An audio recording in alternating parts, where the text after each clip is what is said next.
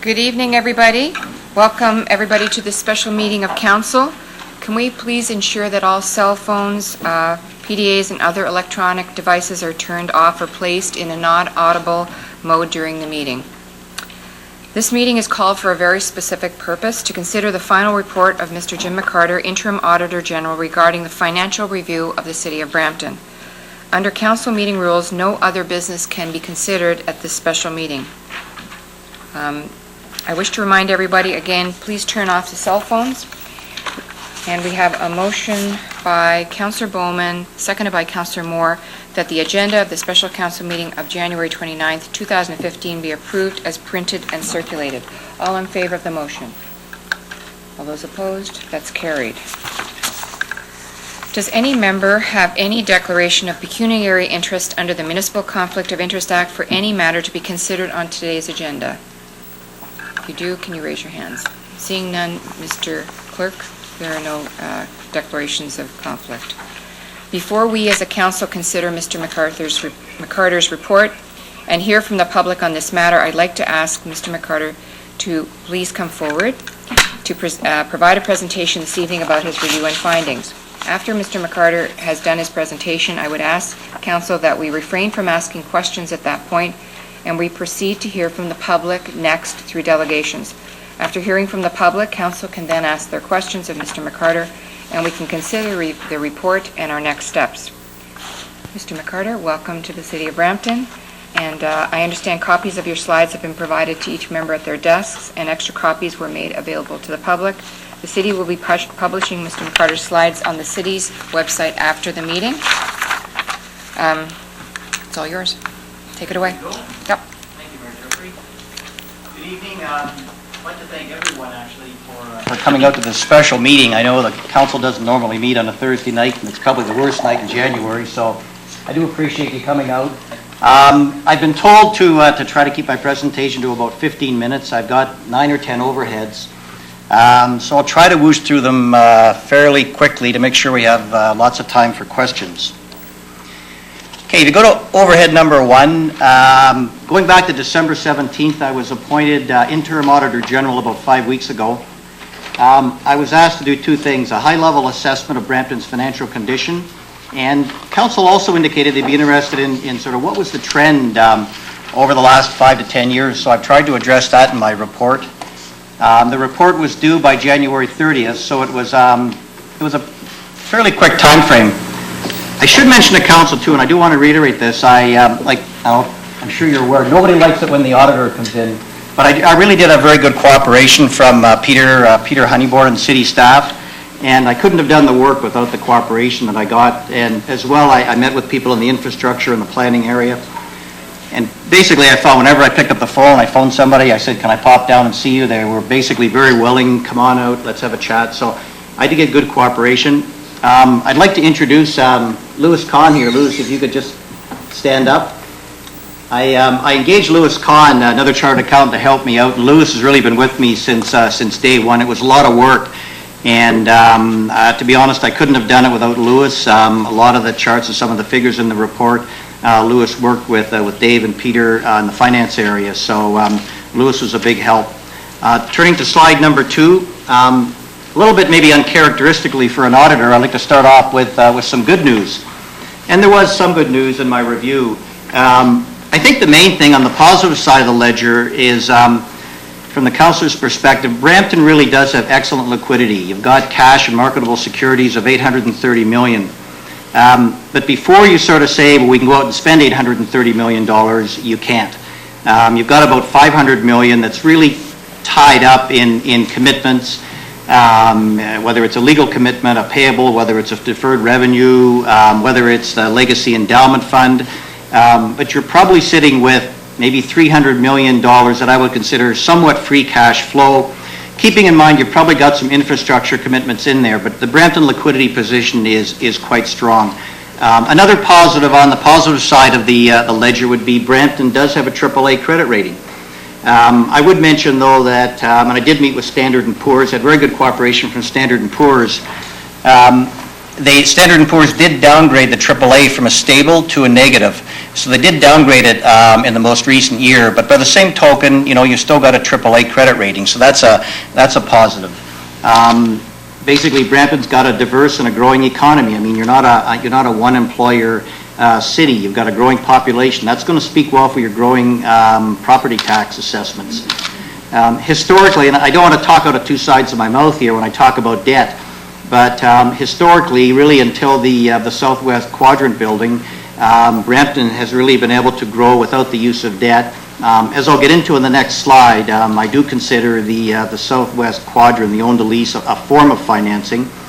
And the last thing is, and I didn't get into much in this in the report, but I did have a good chat with Standard & Poor. My sense is that Brampton would have the fiscal capability to issue debt, assuming that it can improve the operating results. I think that was the main thing the Standard & Poor's talked about when they said we had to constrain the credit rating. I think if you can improve the operating results, my sense is that Brampton would have the fiscal capability to issue some debt and perhaps not affect the credit rating. I think Standard & Poor's is coming in the next few weeks, and that might be something that you could discuss with them. Okay, turning to the maybe the not so good news. My sense is that Brampton's financial fiscal flexibility has definitely deteriorated over the last 5 or 10 years. In the report, I outlined 10 reasons why I felt that the strength of financial flexibility has declined over the last 5 to 10 years. I'm just going to go through them fairly quickly. On one hand, I talked about, until recently, Brampton's been debt-free. However, now with the Southwest Quadrant, and I'm going to talk a bit more about it in another slide, but Standard & Poor's as well considers that to be a form of debt. Discretionary reserves. The discretionary reserves have not kept pace with the growth in the city or the property taxes collected. And again, the amount of discretionary reserves that a municipality has does impact your financial flexibility.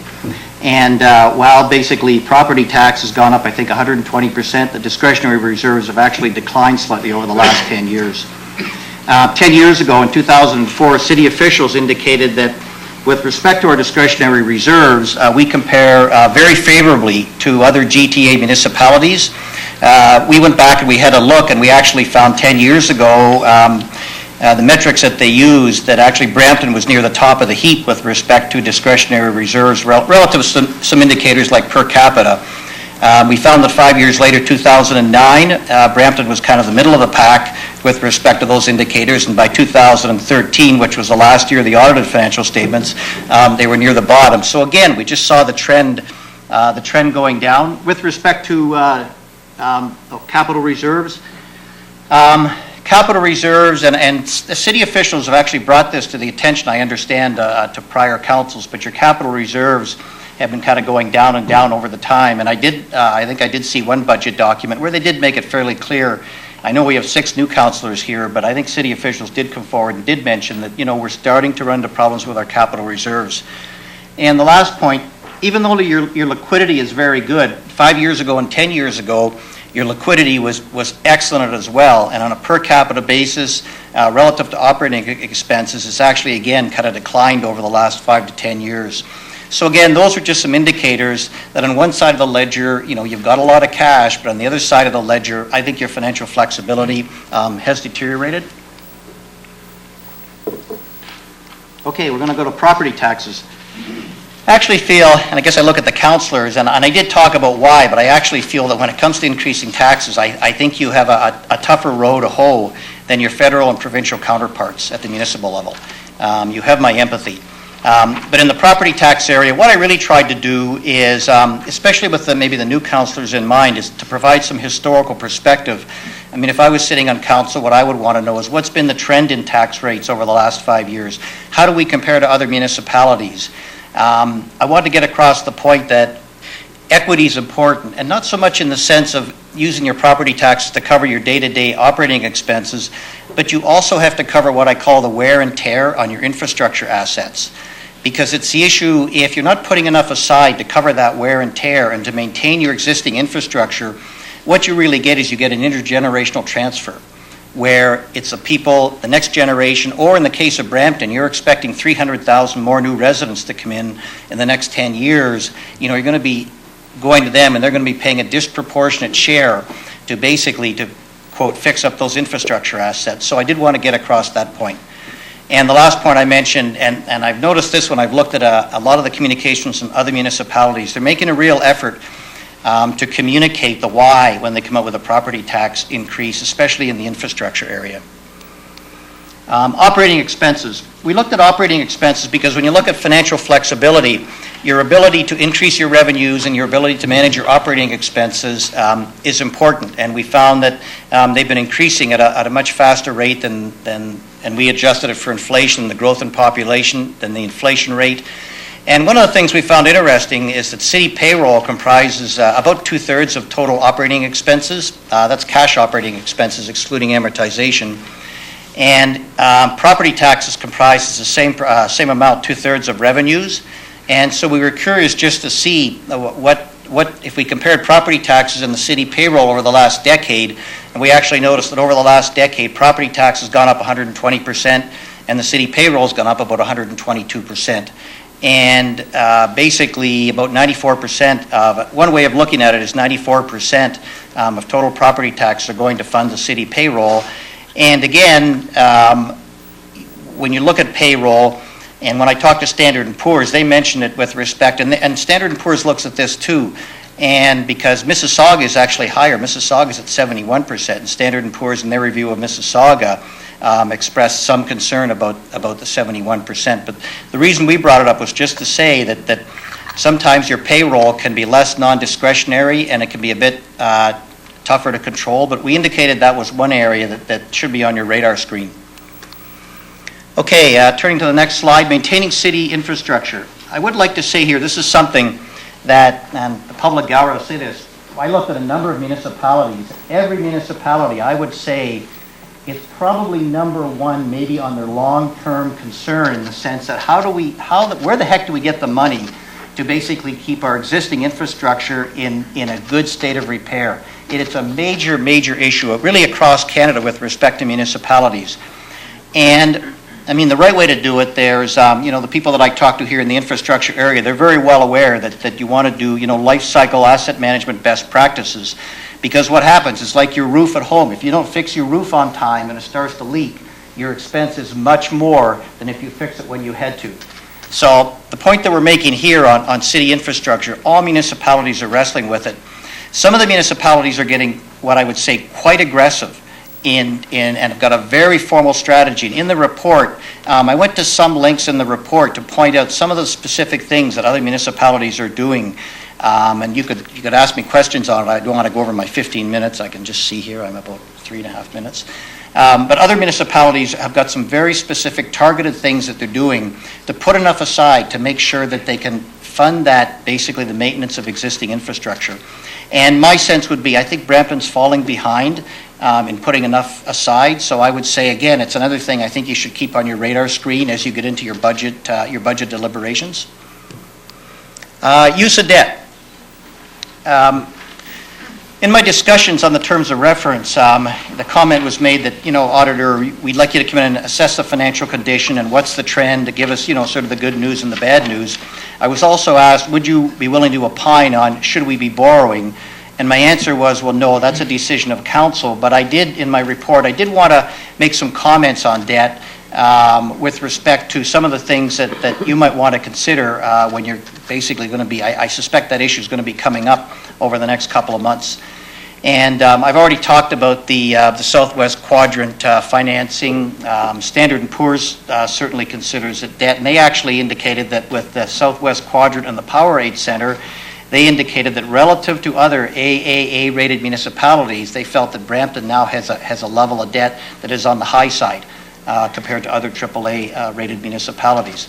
But like I said before, I've got it up here. I'm no banker and I'm not an S&P analyst, but my sense would be, and in my discussions with S&P, my sense would be, as I indicated before, that Brampton does have the fiscal capacity to issue debt. And in the report I mentioned, just so you're aware of it, that if you do issue debt, being a lower tier, you have to do it through the regional appeal. But it's not a big issue, but I did read someplace, or somebody told me that it can take up to 18 months. They need a bit of warning. You can't just go to them and expect to get your money in a couple of months. But again, Mississauga went out, and I thought they got a very favorable, issued a 10-year debenture at 2.7% fairly recently. And so again, I think that bodes well. I think municipalities are regarded as Canadian municipalities regarded as a very good credit risk. And again, you know, because the region has just gone out and done the same thing for Mississauga, I suspect if you did go to them, they've kind of got the template already set up.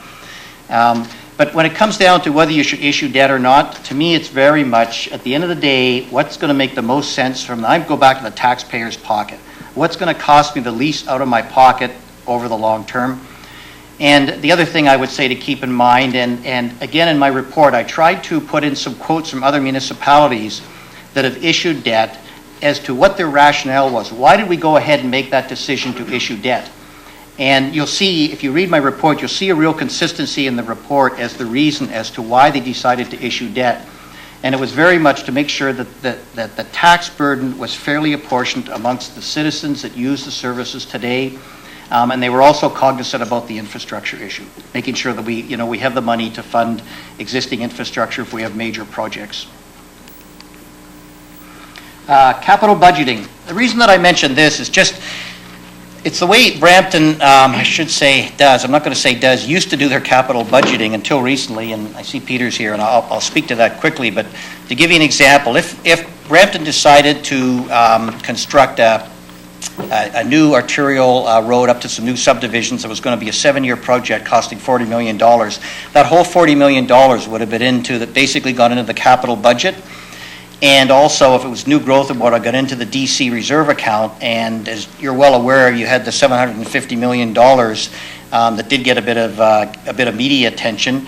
And Standard & Poor's, when they gave 3 reasons as to why, they still said, you know what, Brampton is still AAA, but we're downgrading the rating from a stable to a negative. One of the 3 reasons was, they said, because you've got 246 deficit in your DC reserve account. And just in talking to Peter about it, you know, I indicated the way some of the other municipalities do their capital budgeting, and it is a bit different. And they only budget for the amount that they actually expect to spend during the year, even though when it goes before council will still approve, okay, we still approve the concept of the 7-year road, but in the capital budget, we just want to know how much you're going to spend next year. And I do have some additional information in my report. And talking to Peter about that, Peter indicated that I think the city has decided to go ahead and change the capital budgeting methodology, and I actually think it's a good change. And, you know, you have to realize, too, the first year you do something, it's a fairly major change. It's not going to be perfect, but I think it's a step in the right direction, and I think it's a good thing to try this year. Final thoughts, and I see I'm 30 seconds over. I'll try to quickly do this very quickly. Pay your fair share, I've talked about that. That's very much about intergenerational transfer, making sure that the 300,000 new residents aren't paying a disproportionate share. Managing operating expenses, that gets back to something where, again, you know, Standard & Poor's said you've got to improve your operating results, or we are definitely going to be taking that into consideration in our future credit ratings. It's something you have to keep your eye on the ball. Using property taxes, I talked a bit about the philosophical part about increasing property taxes. The one thing I did say is and this goes back to liquidity. You've got a lot of liquidity. You've got the cash. You don't have to increase property taxes this year.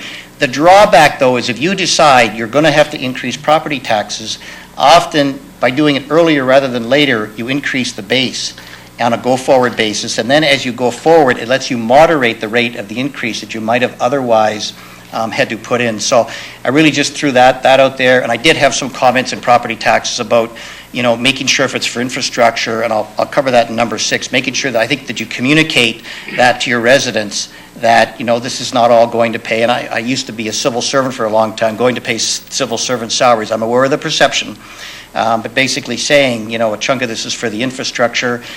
And the last thing, debt, you know, I talked about debt, and I see I'm at 17 minutes, so I'll say thank you very much for your time, and I look forward to your questions. Thank you, Mr. McCarter, and thank you, Mr. Khan. Thank you for everything you did. We agreed at the beginning that we would let the public speak next, so we're going to proceed with public delegations before we get to council's questions and consideration of the report.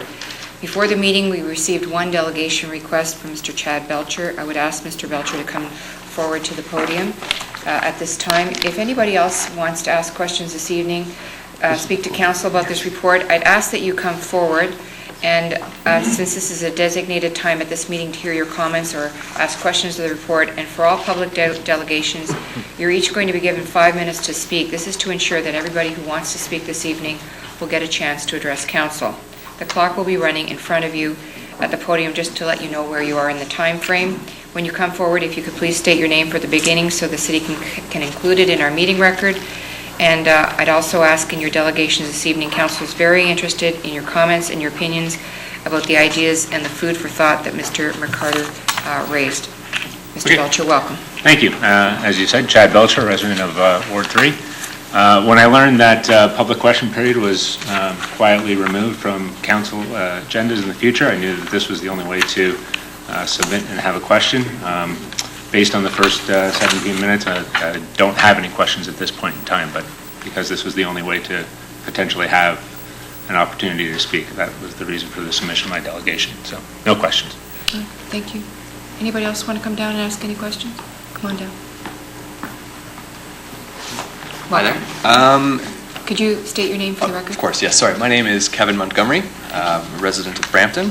I guess understanding from the presentation that raising taxes doesn't necessarily have to happen this year. One of the things I found interesting from this report was a way of perceiving, I guess, the taxation across the city in the sense that it looks like properties of smaller square footage are paying a larger proportion of the taxes, like per square foot, if I'm interpreting that correctly. But that being said, I think that, if I'm not mistaken, would have more to do with MPAC, if I'm not mistaken, on how the value of properties are assessed. So that being said, I guess I'd put it for a suggestion to approach MPAC and ask them if those values are accurate, or if there's room for reassessment to kind of get a more fair distribution of taxable revenue, if that makes sense. So that's. Mr. McCarter, did you want to weigh in on this? Sure. I could wait in here. Yeah, come over, because I just want to make sure everybody can hear, and I think you'll be mic'd better closer to the front. And what we tried to do with that is, the gentleman here, thank you for your question, by the way.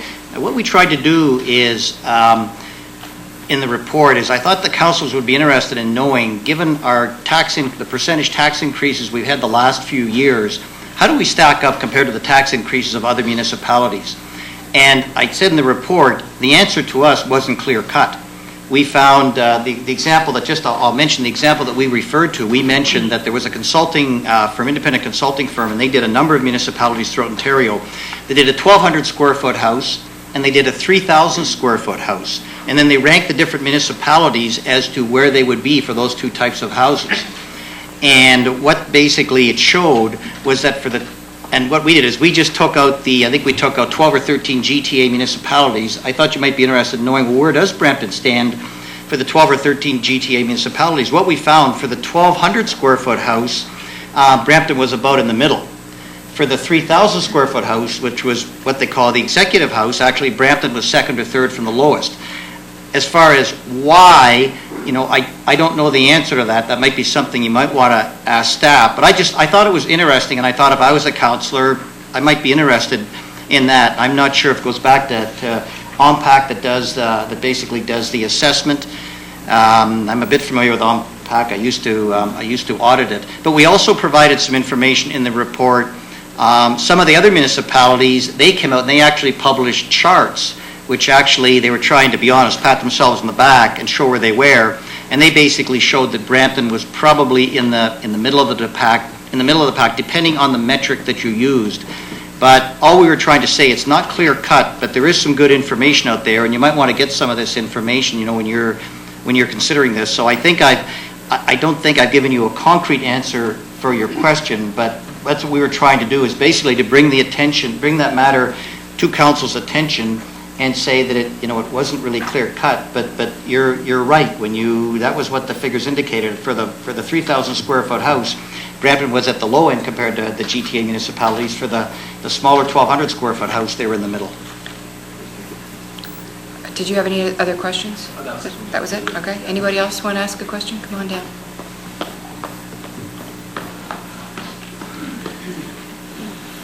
Doug Bryden from Citizens for a Better Brampton. My question relates to the commitments that we have made for the new Peel Memorial Hospital. Have those been taken into account in your report? Essentially, the one thing the one thing I did talk about in my report, I did mention that when it comes to some of the reserve accounts, some of them are a bit more discretionary than others, and we didn't look at the Peel Memorial to a great extent, but we did say we felt that when money's going into something for the Peel Memorial Hospital, that would certainly be less discretionary. We didn't think you could take that money, quite frankly, and be spending it on gasoline for the buses. So we did comment to that effect, that we felt that was more of a, almost when you're collecting money for a levy for Peel Memorial Hospital, I think the residents expect the money's going in for the Peel Memorial Hospital. So we did comment there. Thank you. You're welcome. Thank you, Mr. Bryden. Anybody else want to come down and ask any questions? Come on down.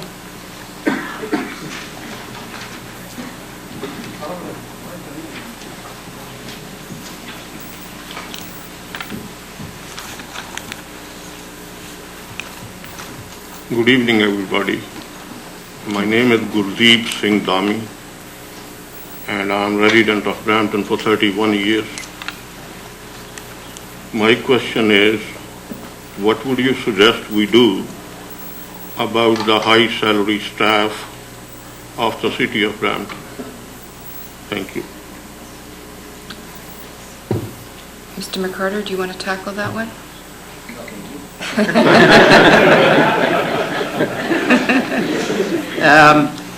We basically, that would, for us, that would really be a separate review in itself, and I can't comment as to the relative salaries in Brampton. What we tried to take was we tried to look at payroll costs in total, because to be honest, it is 2/3 of operating expenses. So when it comes to looking at your financial flexibility or financial condition, when you've got something that's 2/3 of your expenses, you've got to pay attention to it. And so we were just trying to say that your payroll costs have been escalating, even after adjusting for inflation, higher than the growth rate in the population and the growth rate in the inflation. But with respect to relative salaries, and I think if I was doing it, I would be looking at it relative to other municipalities. Unfortunately, I really can't give you a direct answer to that question, but the reason that I did raise it is, again, as I said, I felt it should be something that should be on council's radar in the upcoming budget discussions. But my question is right. This municipality employees are highly paid employees compared to other municipalities. You know what? I can't answer that question. That wasn't sort of the focus of our review. That would really be almost a separate review in itself, and it would really be what's called a payroll benchmarking study, where you basically benchmark your staff, their job responsibilities, against other municipalities. But that would really be a separate piece of work in itself. Thank you. Thank you, Mr. Dami. Anybody else want to come down and ask a question? Come on down.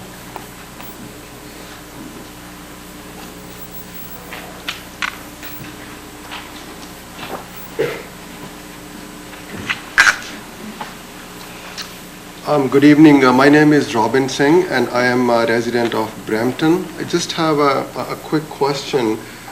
Is Brampton the highest taxed municipality in Ontario? I guess it would depend on what you mean by taxes. If you're looking at taxes from a relative point of view, as I indicated, what we found is when you're looking at common indicators like a 1,200 square foot house, Brampton is in the middle of the pack compared to other GTA municipalities. But you could use different metrics. One of the other municipalities used tax per $1,000 assessed value. In that case, Brampton was a little bit above the middle of the pack. So I think it would depend what metric you use. But what I would say is I think you should be looking at a number of metrics to sort of get a feel as to, how is Brampton relative. And what I said in the report is, I wish I could have given a black and white answer. I had to say it's not clear cut. It depends on which metric you use. Okay, thank you. Thank you, Mr. Singh. Anybody else? Come on down. You can all come down. By the time you get down here, the question may be answered. We got lots of time.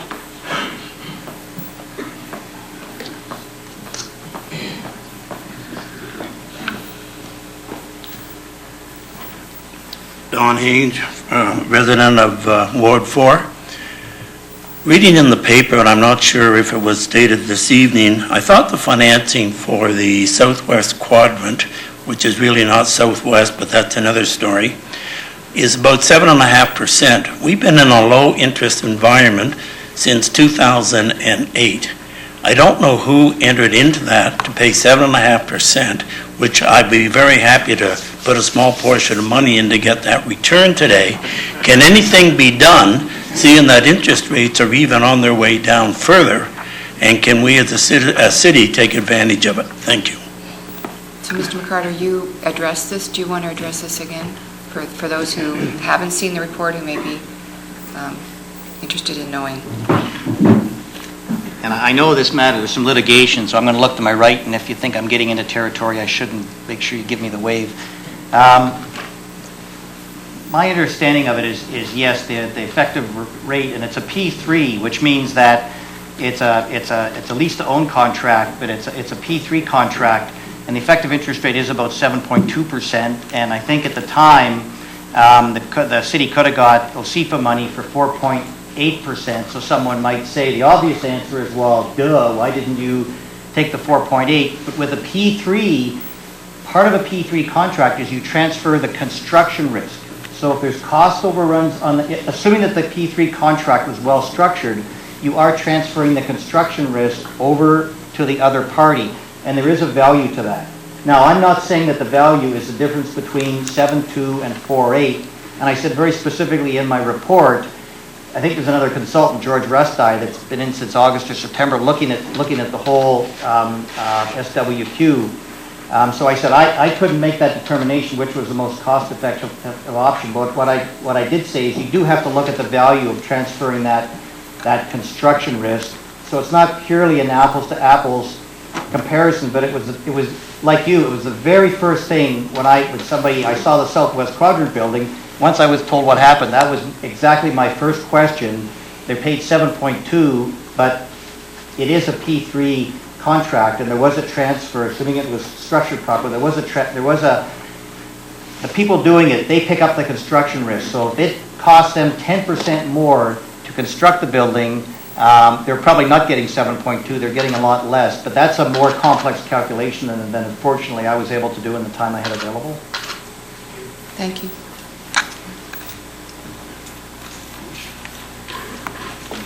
Yes, a very short question. Mark Androl here, resident of Brampton, and I'd like to thank Mr. McCarter for his audit. It was an excellent audit.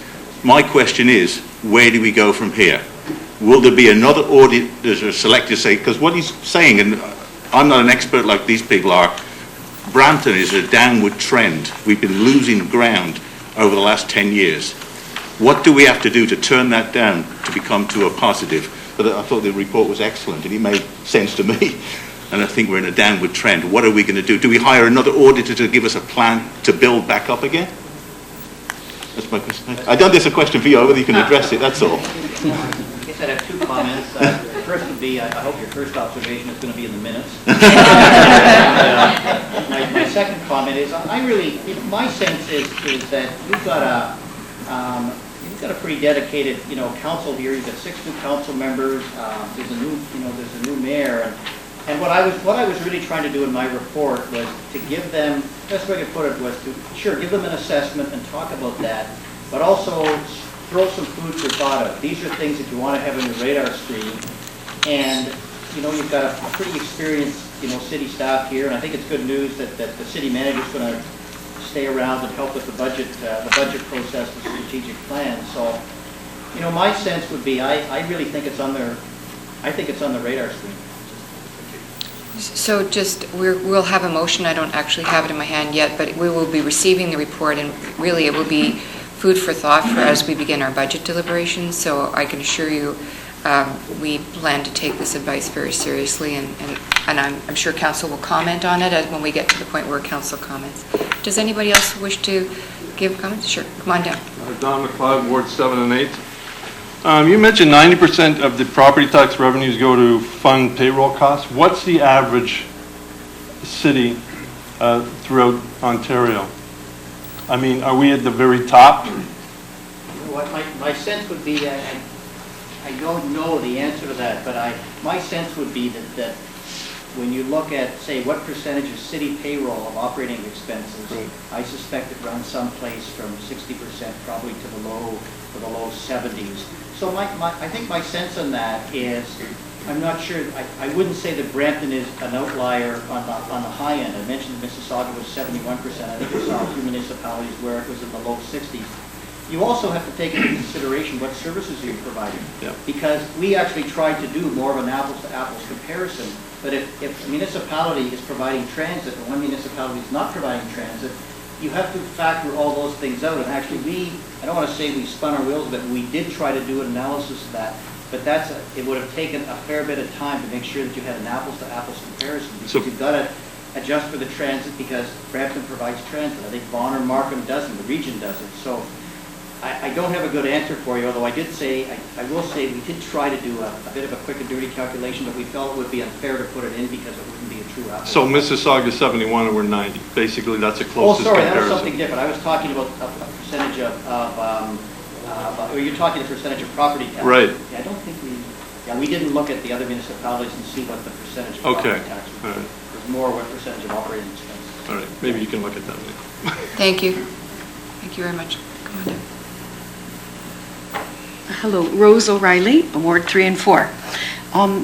You spoke about P3, and I'm not sure if my question is for council or for yourself, Mr. McCarter, but why was a P3 chosen?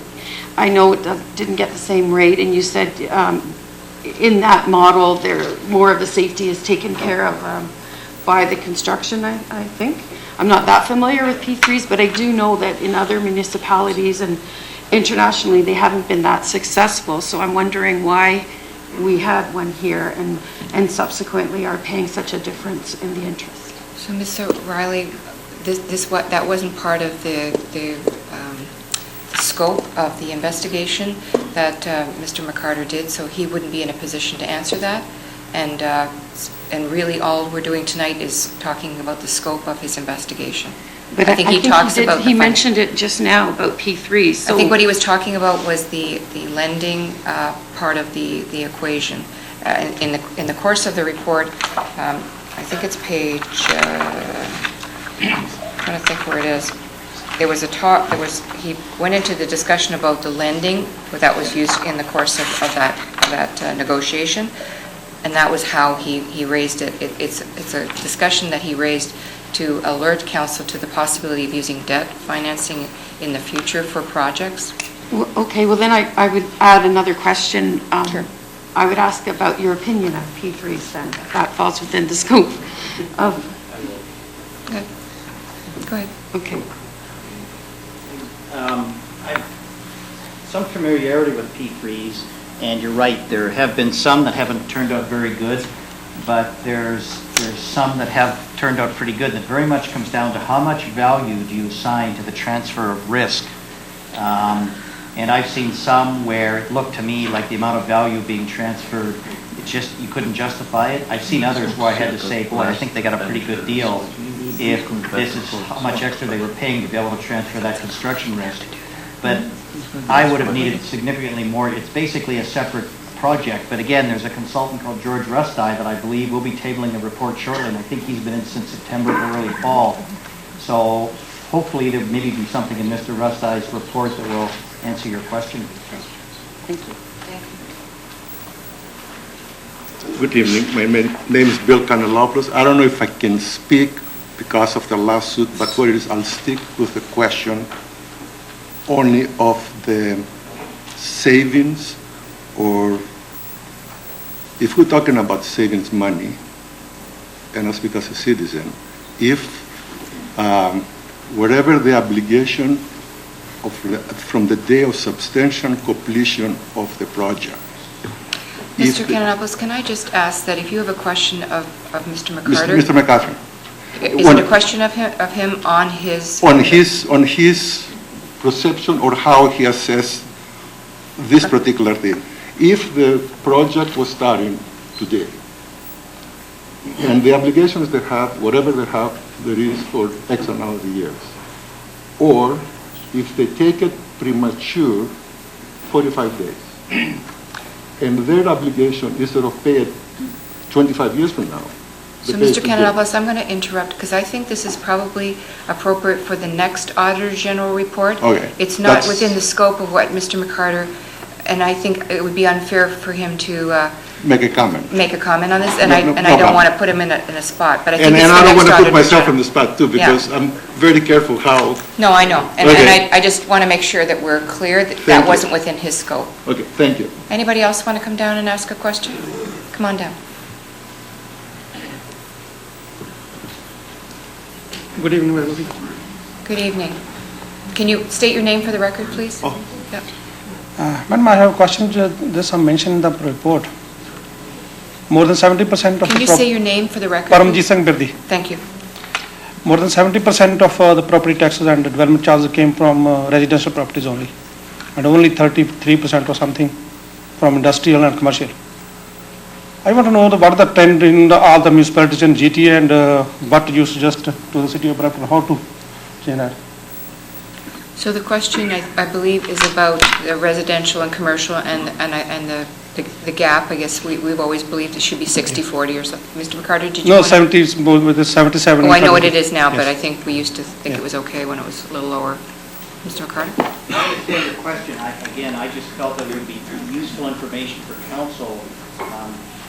The up-to-date figures is basically 73% of the property tax revenues are coming from residential, Yes. and 27, and some might say only 27, are coming from industrial, commercial. And as to what the percentage should be or what other municipalities are, that wasn't a thrust of my report. But again, the reason that I provided the information, along with the information about how do we compare to other municipalities, is I felt it would be of interest to council as something that, they might want to follow up on and be asking staff to provide back some information on that. But unfortunately, I don't have the hard numbers for you because it wasn't specifically part of our review. Okay, got it. Thank you. Thank you. Anybody else want to come down? Come on down.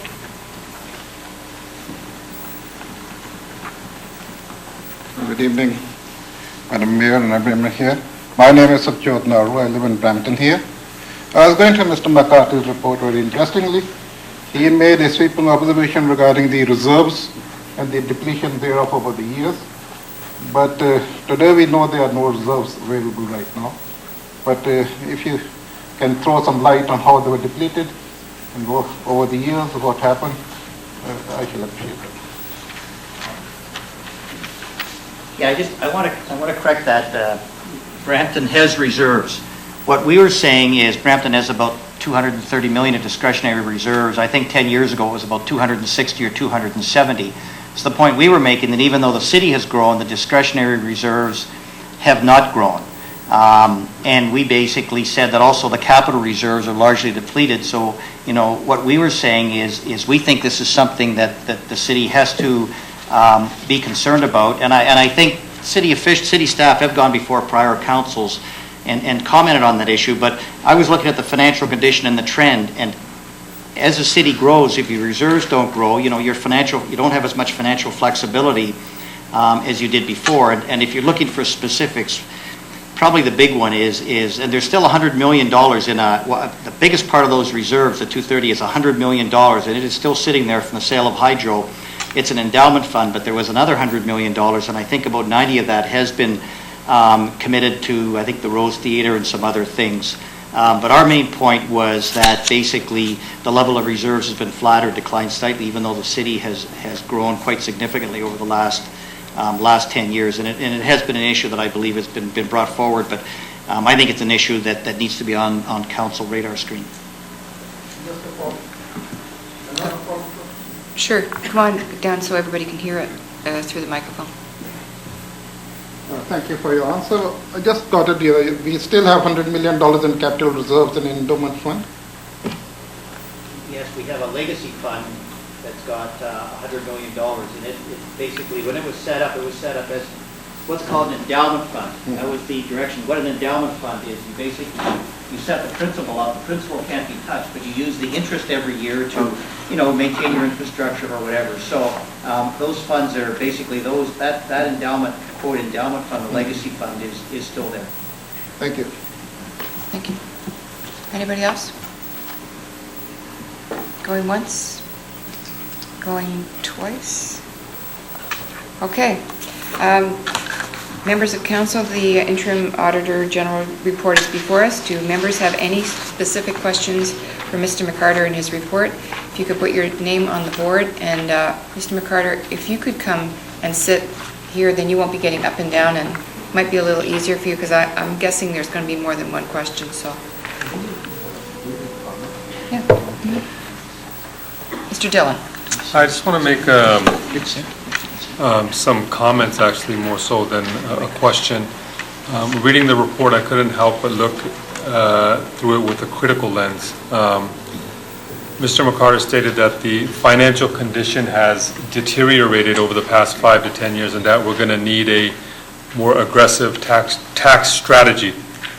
So my first initial thought was that we've, in the past 10 years, done more growing of the government rather than growing of the city, and now we're put ourselves in a vulnerable position where we either make serious decisions or continue to raise property taxes. But I just want to address Mr. Dami there. The city payroll and the operating expenses have increased faster than the population growth. If you take a look at some of the statistics, I think 2013, I guess if you want to call it the sunshine list, where there's people who make over $100,000, there's about 330 to about 350 people who make over $100,000. Taxes have more than doubled, 120% since 2004, but payroll has also doubled by 120%. So two-thirds of our revenue comes from property tax, but 2/3 of our revenue goes to payroll. So essentially everything we get from property tax has been going to pay the salaries. And I think this is something we need to address. And at the same time, Mr. McCarter also mentioned that while our taxes have doubled, our reserves have decreased as well. And I just want to answer the comment on Madam's question about P3.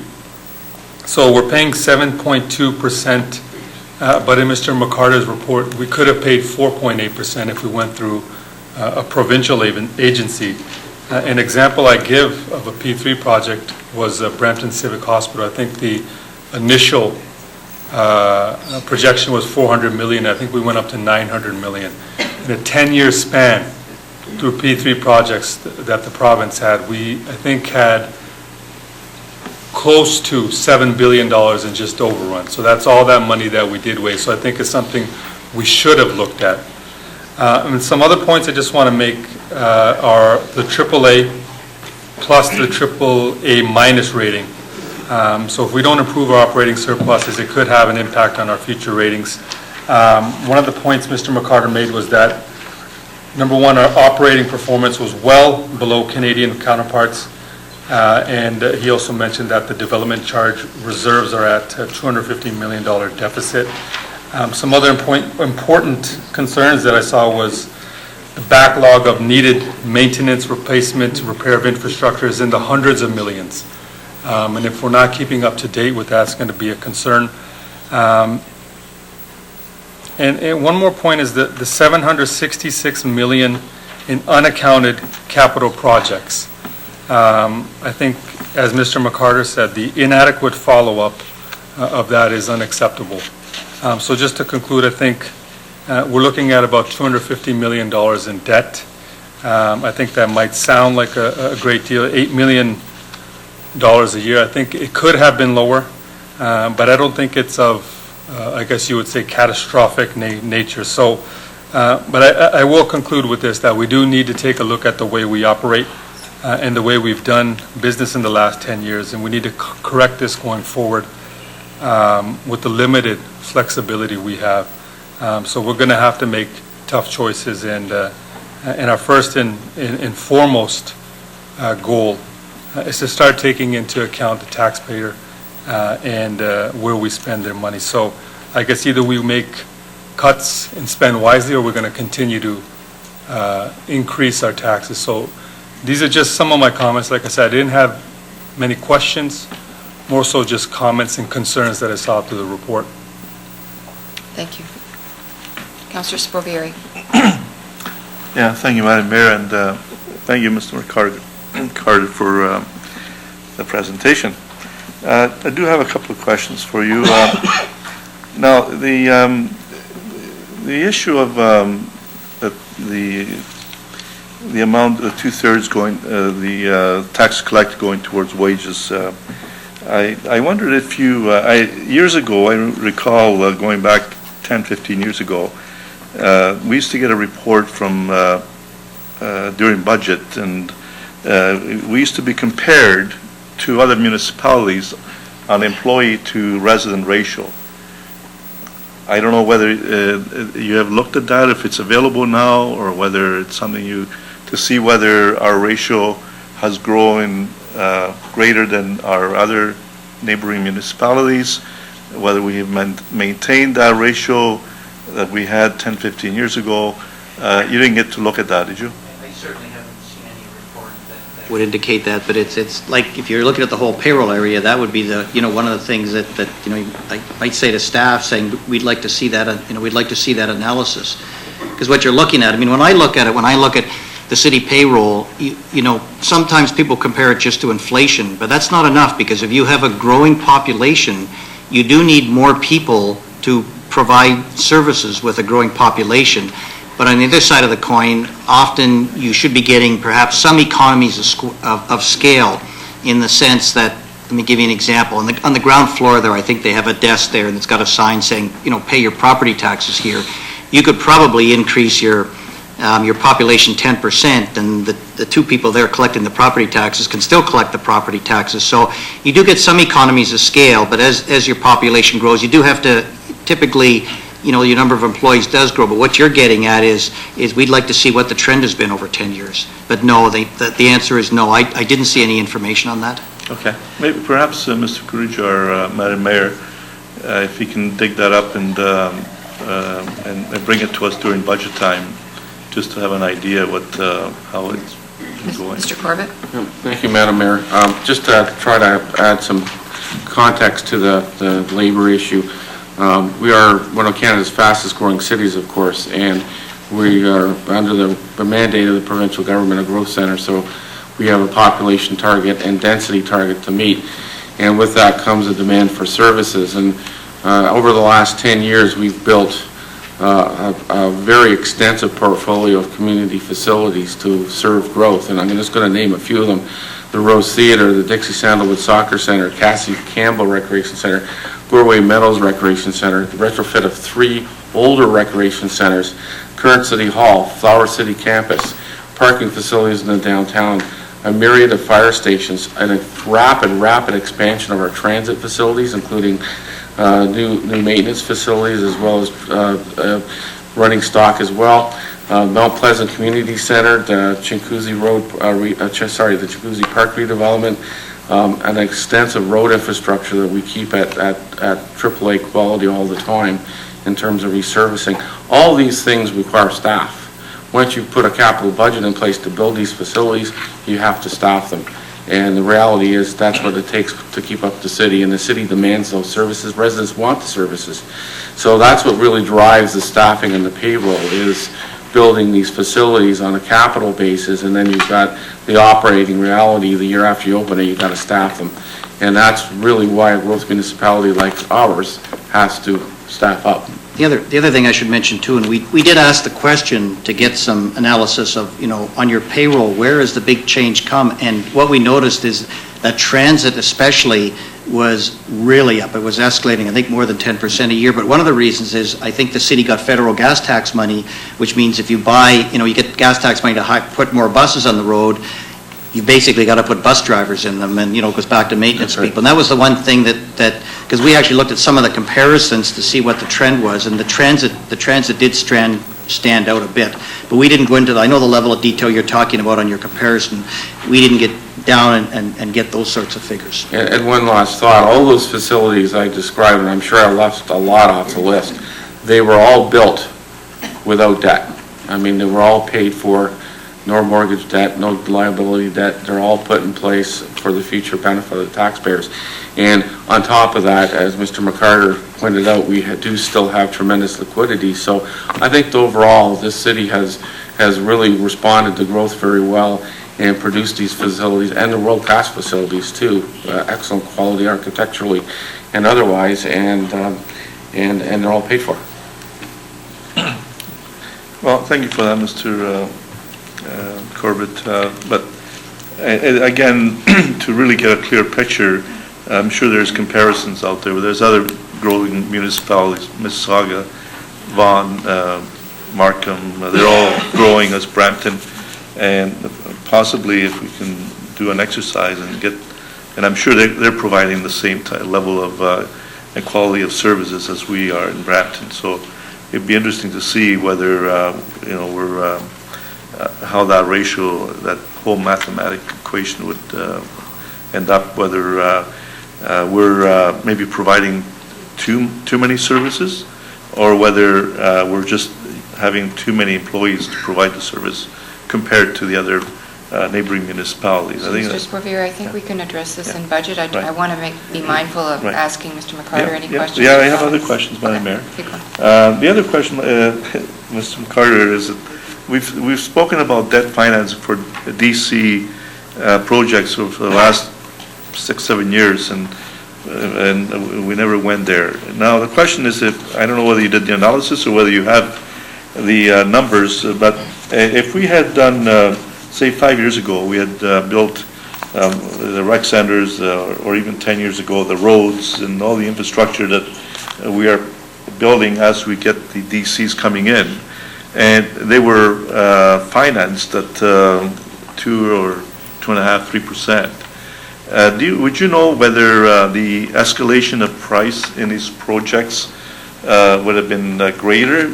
Would be greater, or would the interest rates be greater at the end of the day? What would be more costly, the escalation of prices, or the interest, carrying the interest rates? We didn't specifically drill down into the sort of that kind of what-if analysis, but I think what you're looking at is what some of the other municipalities that have used debt have said, and some of them use it for major rehabilitation-type projects, and some of them do use it for new growth, and they structure the term of the debt over the period that they expect to get the DC revenues, because DC revenues are supposed to cover about 90% of new growth infrastructure, about 10% comes from the tax base, so they have structured. But yeah, the point that you're getting at is if we can borrow money at 3%, what's the most cost-effective way to do it? And Brampton does have, I don't want to underestimate what I said. Brampton does have an excellent liquidity position and probably does have some excess cash, but it gets back to what's the most cost-effective way of doing it. But we didn't drill down and do that sort of, it's almost called a sensitivity or a what-if analysis, which you really want to do, I think, on a go-forward basis. And I think staff is also looking at, with respect to, they put forward to council, I think they'd like to get approval for doing a formal master plan, and I think part of that master plan is to do an infrastructure funding strategy, which I think would look at some of those sensitivity analysis that you're talking about. Okay, last question through the chair. There was a resident mentioned the issue about that Brampton is perceived to be the highest taxed municipality in the GTA. Now, I think where people are getting that impression is about our tax rate. If you look at Brampton's tax rate, it tends to be at the top end.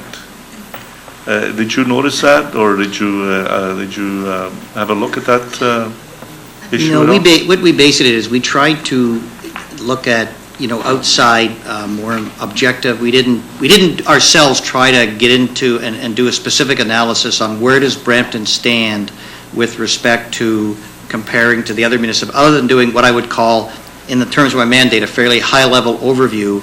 And again, as I indicated, it showed a bit of a mixed bag. It showed in some cases Brampton was at the middle of the pack. It showed with respect to a larger house, it was near the bottom, and we saw a couple of examples where it was a little bit higher than the average, depending on the metric that you use. And I'll be honest, that the purpose of my mandate wasn't to get into answering that question, but I thought for council it would be interesting to kind of put that out there and say this is something that you might want to have a look at and get some more information on just where do you stand relative to the municipalities. So I've evaded your question a bit, I think. I appreciate that, and just to conclude, Madam Mayor, it is good to that you have confirmed that we're actually in debt. It's not like our previous mayor was going around saying we're debt-free. We have, and that was the main message going in every encounter that I was present. This was always stated: we're debt-free, but we're not debt-free. You've confirmed that we have a debt, and that's your confirmation. Right. Yeah, basically, I would consider the SWQ essentially a form of debt, and I talked to Standard & Poor's about it, and they would agree. But, as Mr. Corbett said, I kind of put it in the positive and the minus column because, you were debt-free and you did do a lot of things until 2011, so on one hand, but on the other hand, you've definitely got debt now, and Standard & Poor's said relative to other AAA-rated municipalities, it's a bit on the high side, but I also wanted to say, you're still with that liquidity, you're in a pretty strong fiscal position, and you do have, in my opinion, do have the capacity to take on some debt. And assuming you could improve, the operating results as was recommended by Standard & Poor's, I suspect it wouldn't have an impact on your credit rating. But Standard & Poor's is coming in the next few weeks, and that would be a good question to discuss with Standard & Poor's, if that's a concern. Thank you. Thank you, Madam Mayor. You're welcome. Councilor Medeiros. Thank you, Madam Mayor. Actually, a couple of my questions were already addressed. Thank you very much, Mr. McCarter. Just one point I just want to clarify. So you had mentioned that you're satisfied or you're confident that staff did raise the issue of depletion of capital reserves with council. Yes. So it would have been consistently. So I find it hard to believe if there was a downward trend since 2004 that there was a consistent how would you put it? There was a consistent raising of the issue regarding our depletion of capital reserves to a point where, what got us. So it just seems like the patterns of the last two mandates essentially. I do want to clarify. I don't want to go on the record and say that I know for every single year it was consistently raised.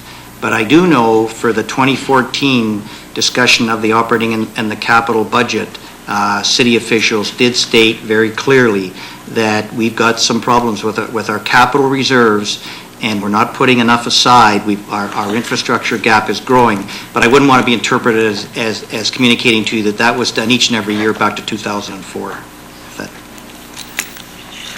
that it? Yeah, thank you. Councilor Willens. Yeah, thank you.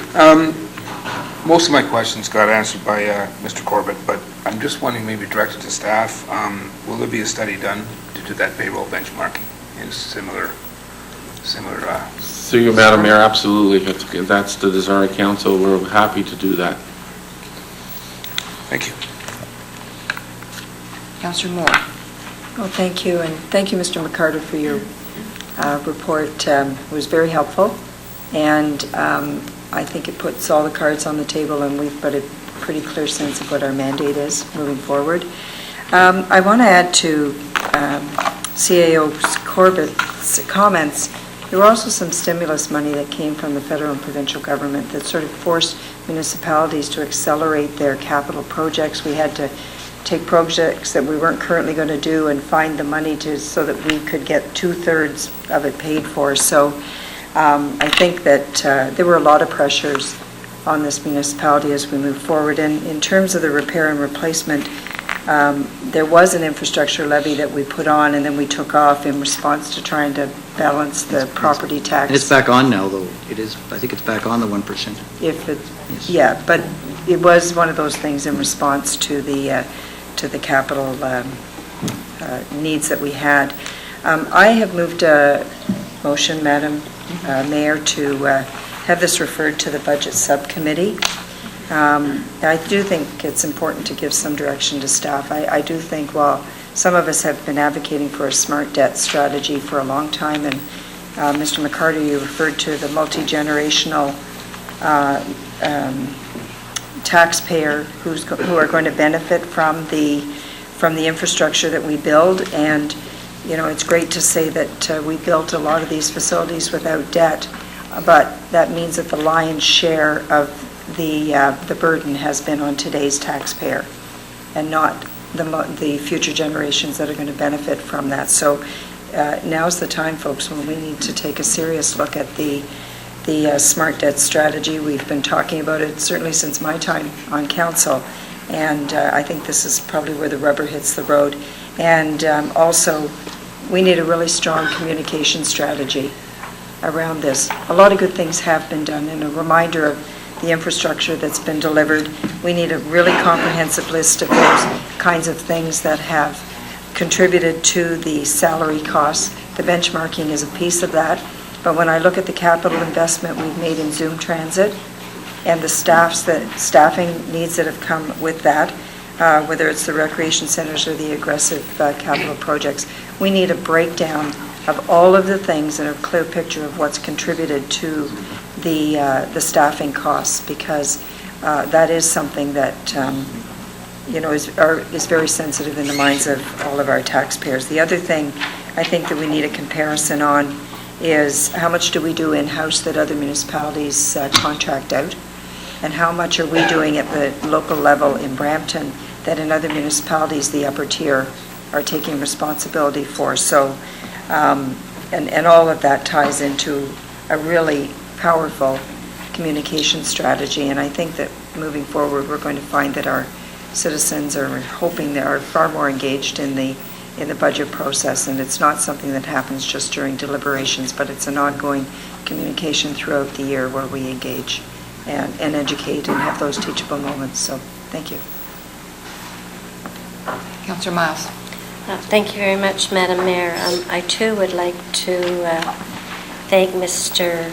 McCarter for the work that you did, and I actually enjoyed reading your financial review, because I believe that you were very fair in your approach to looking at the city's financial position. I'm really pleased to find that your findings really do show that the city of Brampton is in a pretty sound financial position, and that the staff at the city of Brampton were in fact very responsive to assisting you in the work. I believe that we have very professional staff at our municipality, and in fact, Mr. Honeyborn has been with us for a number of years and has worked on all of the budgets. Based on the review, I actually pulled out budget binders, and in every budget binder, within the first or two paragraphs of the overview of our capital budget, staff have addressed to council the fact that we have diminishing reserves, and that if we are going to be able to reach our 10-year capital forecast, that we're going to have to put more money away in order to ensure that the repair and replacement of these of our aging infrastructure is there. But I have to tell you, I've been on council for 26 years, and for 26 years they've been telling us the very same thing. At the end of the day, council has to find the balance between making sure that we deliver the services that our residents expect, and hopefully saving for our reserves. It's a tough one, and I appreciate the fact that you pointed that out in your report, that it's not an easy decision to make when you have your residents demanding a service, and you really need to be saving, and it's no different than we are at home. There's something you want, and you should be saving, so what do you do? But this council, I think, in the last 5 or 6 years have, with working with the Region of Peel, presented a tax increase below the rate of inflation to our residents, and that's been our benchmark, because we recognize that times are difficult for everyone. Nobody wants a tax increase, and the least of all do members of council want to levy a large tax increase. So it's a balancing act. But I think you've given us lots of food for thought, and also the way you've taken percentages and presented them to us is not a way that we have normally looked at our budget. Certainly in the last few years, there has been a huge increase in our transit budget and our transit staff. And in fact, staff came to us during our last budget cycle. Members of council who were here will remember, with a recommendation to actually reduce transit service so that everybody was coming in, Mr. Corbett, at a lower rate. And council said no.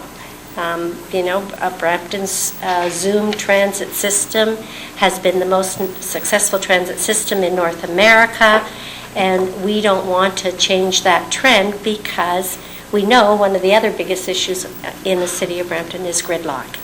And the Zoom transit system is working. It's a very positive thing for the municipality. So it has taken considerable investment. We received grants from the provincial federal government and the municipality, but at the end of the day, when you invest in a rapid transit system, you have to have the buses and you have to have the drivers. So it is a balancing act, but I really do appreciate the fact that in a lot of the instances where you've taken a look at the city's financial position, you've been able to recognize through that some of the reasons why council has acted like it has. And we've talked about debt. Staff, in fact, brought us sort of a borrowing plan, and council didn't take them up on it. So I think, we've got a lot of new faces around the table. It's very positive, and your report is really going to be instrumental in helping us take a look at the big picture and hopefully set the right direction for the future. So thank you so much. Thank you. Councillor Bowman. Thank you, Madam Mayor. Thank you very much for doing this report. I, for one, right from the get-go, was in favor of seeing exactly where we were as a new councillor, and I think I can speak for some of the new councillors here. We needed a clear position on where we were, especially heading into budget. And I agree quite a bit with what Councillor Dillon has put forward. There are going to be tough decisions. This is not going to be a pleasant budget for those of us who have never done this before. I think now is the time that we are going to need far more citizen engagement than we have had in the past. I'm looking forward to hearing some of the comments from people, because now that the cards are on the table, now that we know exactly where we are, now that we know that we've got options between borrowing or spending or cutting or saving, there's going to have to be some very, very tough discussions on what do we want? Do we want service? Do we want infrastructure? Where do we want the services? What wards get services and what wards don't get infrastructure? So I agree with Councillor Dillon. We're going to have a lot of work to do. And the unfortunate thing is that I think we're going to have to make some tough decisions, and probably not everybody in the city of Brampton is going to be happy about some of the decisions we make. But we need your input now. Now that you know what position we're in, we need your input as to what is critically important to you now going forward. So thank you very much, and I appreciate that we know exactly where we are now. Thank you, Mr. Bowman. So I think I'm your last speaker. Again, I want to thank you, Jim, for making yourself available. I know that when I called you, I had to do a little arm twisting because of the nature of all your other commitments. So I am very grateful, and we really did ask you to do your work in a very short period of time. So I really appreciate that you took my call and that you agreed to do the work for us. I'm grateful. I'm also grateful that the way you wrote the report was, I thought, helpful and in layman's language, so that all of our residents can better understand what can be a very complicated issue.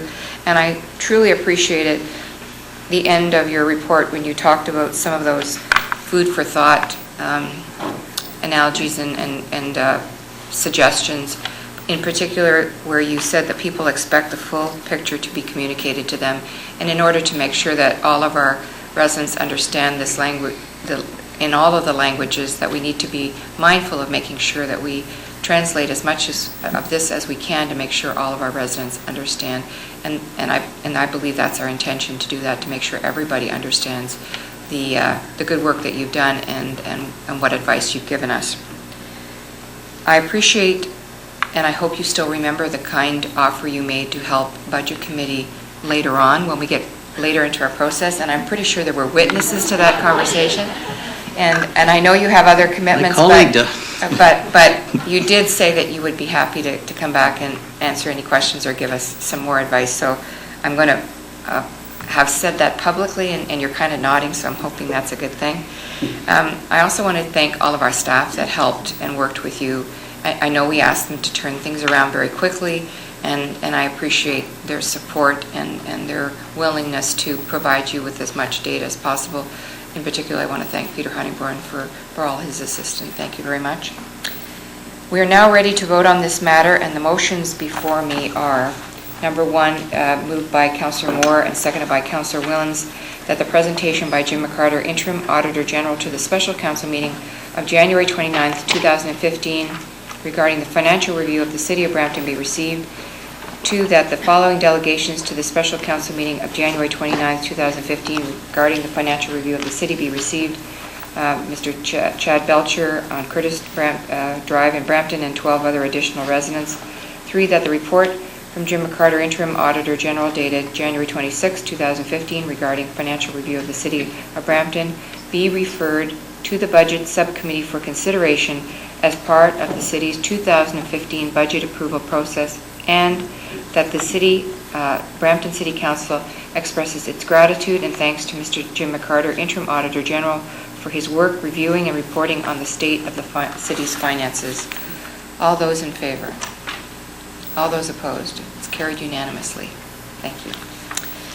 And we have a next motion moved by Councillor Dillon, second by Councillor Gibson, that the following bylaw before Council at its special meeting of January 29th be given the required numbers of reading taken by the Mayor and the City Clerk and the corporate seal affixed thereto to confirm the proceedings of the Special Council meeting held on January 29th, 2015. All those in favor? All those opposed? That's carried. Lastly, moved by Councillor Dillon and seconded by Councillor Bowman, that this Council do now adjourn to meet again for a regular meeting of Council on Wednesday, February 11th, 2015 at 1 p.m. or at the call of the Mayor. All those in favor? All those opposed? That's carried. Thank you. We're adjourned. Good job.